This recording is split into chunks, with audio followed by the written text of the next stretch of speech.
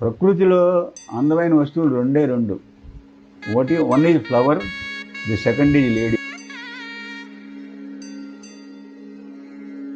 బరాలా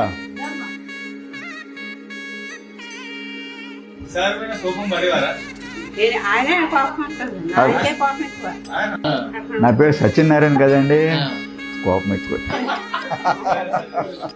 కలిగింది అనుకోండి, అది తిడితేనే ఇక నేనే వెళ్ళి కాంప్రమైజ్ అయిపోయేవాడిని.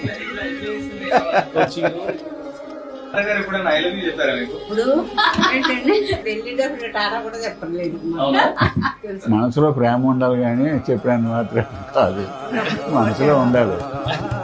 ఐ లవ్ యూ వరాలు.